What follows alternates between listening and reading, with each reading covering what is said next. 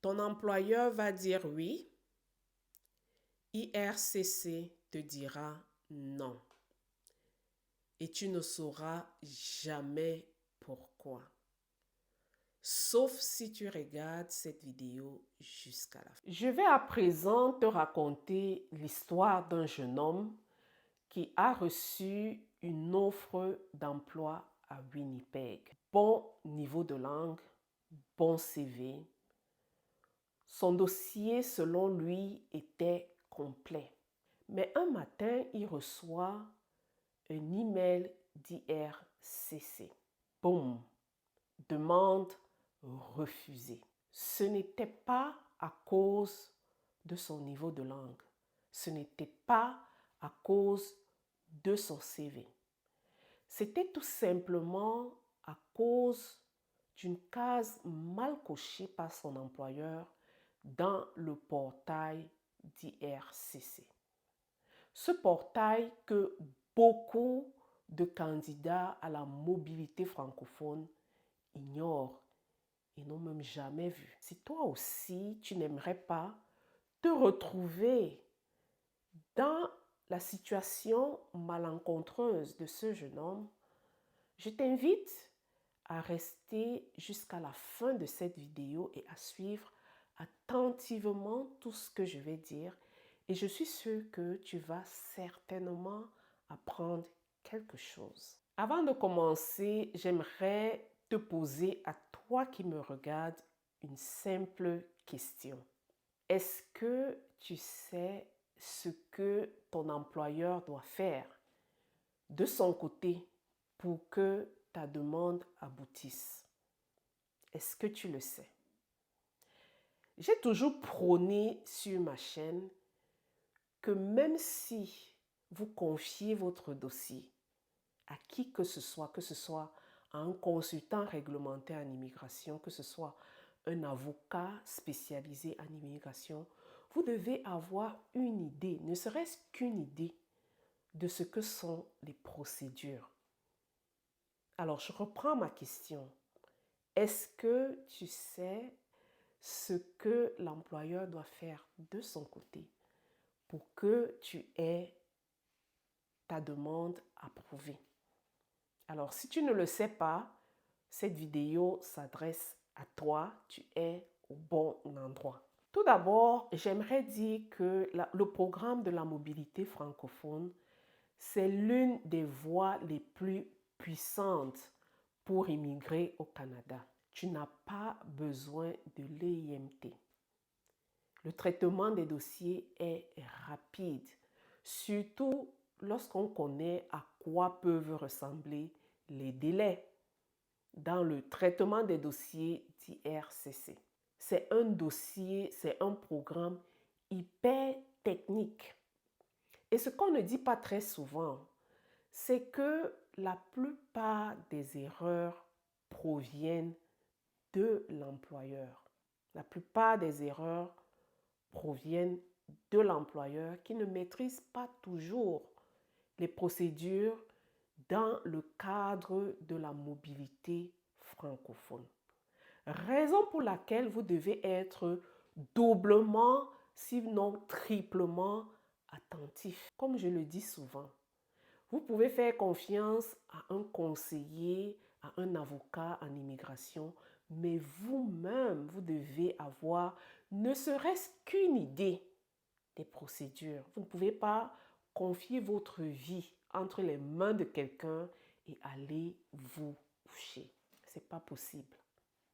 Alors, si toi aussi tu aimerais savoir c'est quoi ces erreurs-là qui peuvent conduire inévitablement à un refus, je t'invite non seulement de me laisser un petit pouce bleu, de t'abonner, mais surtout de partager massivement cette vidéo. La plupart des candidats se concentrent sur trois choses: l'offre d'emploi, les diplômes et le CV. Très souvent, ces dossiers ont des failles. Et des failles que l'agent en immigration va trouver comme ça, très rapidement, en 2-3 minutes. Et lorsqu'il trouve cette faille-là, il ne va jamais vous appeler. Il a 100 000 dossiers à traiter.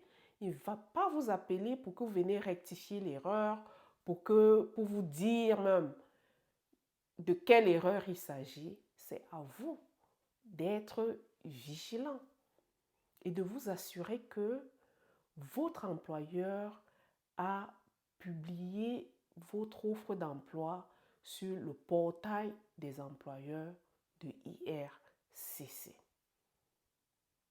Que votre employeur a correctement fait son travail sur ce portail-là, sans erreur.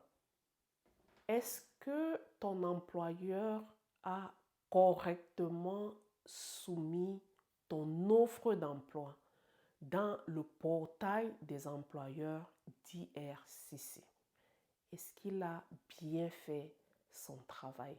C'est la question à laquelle tu dois répondre.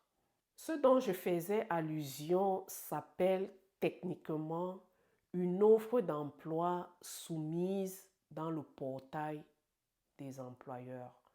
Ce n'est pas uniquement un formulaire que votre employeur remplit rapidement en 5 minutes. C'est plus que ça. Et pour le faire, il doit faire ces 4 choses.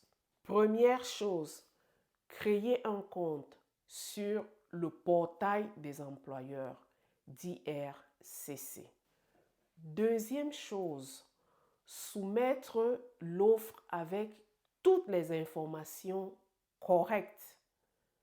Le fait que le poste soit hors Québec doit soumettre ton niveau de français. Le NOC exact du poste que tu vas occuper. En troisième position, il doit payer les frais de conformité et en quatrième position, récupérer le numéro A65 et vous le communiquer. Sans ce numéro-là, vous ne pouvez rien faire. Il doit vous le communiquer. Si vous n'avez pas ce numéro, votre demande sera purement et simplement rejetée par IRCC. Ce que j'aimerais te faire comprendre à toi qui suis mes vidéos, c'est qu'il y a certaines erreurs banales qui sont commises et qui ont des conséquences dramatiques. Il y a des personnes qui ont abandonné leur projet d'immigration à cause des simples erreurs, qui ont vu leur voyage être repoussé de 6 mois, d'1 an à cause d'une simple erreur. Une erreur que si toi tu connaissais, tu aurais certainement attiré l'attention de ton employeur et tu aurais contrôlé ta procédure vraiment comme on dit vulgairement, le lait sur le feu quoi. Donc c'est important, et je le dis encore une fois de plus, que même si on confie son dossier à n'importe qui, d'avoir une idée de ce que sont les procédures. Très important.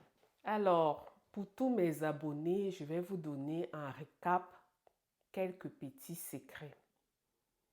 Première chose, si tu as une offre d'emploi, une proposition d'emploi concernant la mobilité francophone, tu dois contacter ton employeur pour lui demander s'il a créé un compte sur le portail des employeurs d'hier. Tu vas également toi-même aller sur ce portail, vérifier que l'offre d'emploi y est avec les bonnes informations, ton bon niveau de langue. Tu vérifies que l'emploi est au Québec. Tu vérifies que le NOC est exactement celui qui équivaut à ta profession.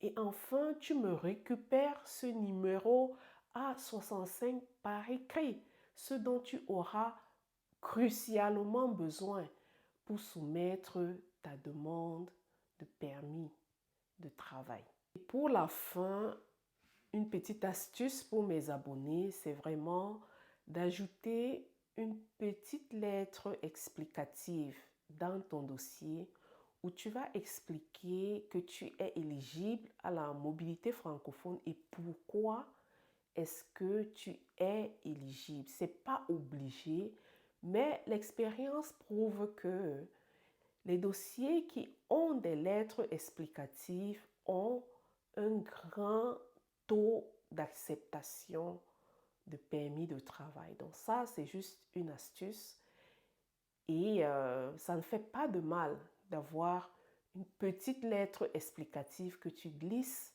dans ton dossier.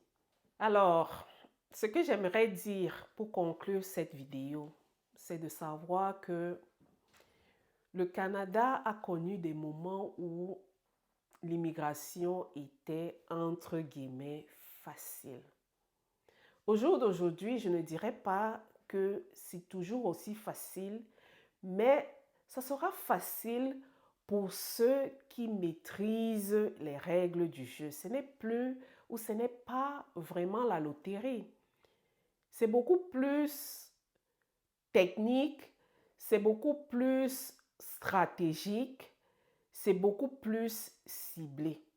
Et ceux qui comprennent ça ont une longueur d'avance sur le reste.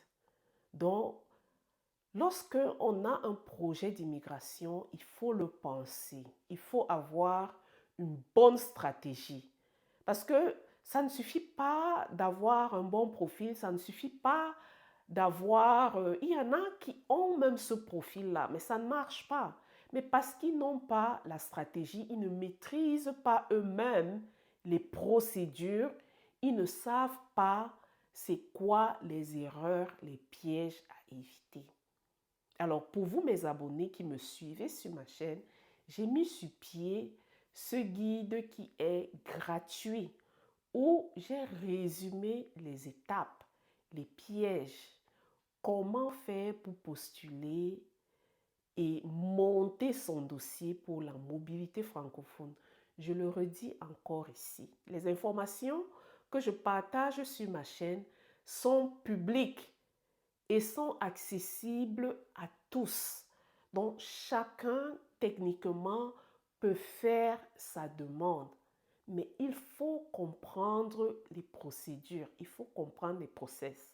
Donc, j'ai mis sur pied ce guide qui est entièrement gratuit, qui va vous montrer les différentes étapes, qui va vous donner les exemples de CV, les exemples de sites où vous pouvez aller chercher des emplois, des provinces qui acceptent justement les candidats à la mobilité francophone où vous avez le plus grand nombre de chances d'avoir ce fameux sésame-là qui vous permet d'appliquer pour la mobilité francophone. Alors, le lien, je vais le laisser en bas. Et si tu veux aller plus loin, j'ai un pack qui coûte le prix d'un sandwich, comme je le dis souvent, et qui va te donner les clés pour que tu puisses toi-même faire ta procédure. Alors, merci beaucoup d'avoir suivi ma vidéo. Si tu n'étais pas encore abonné, qu'est-ce que tu attends pour t'abonner? Parce qu'ici, on partage des informations qui valent des milliers de dollars. Ce n'est pas pour me vanter, mais les informations que je partage sur cette chaîne, vous n'allez les trouver nulle part ailleurs. Merci beaucoup d'avoir suivi cette courte vidéo et je vous retrouve sur une prochaine vidéo. À bientôt. Bye.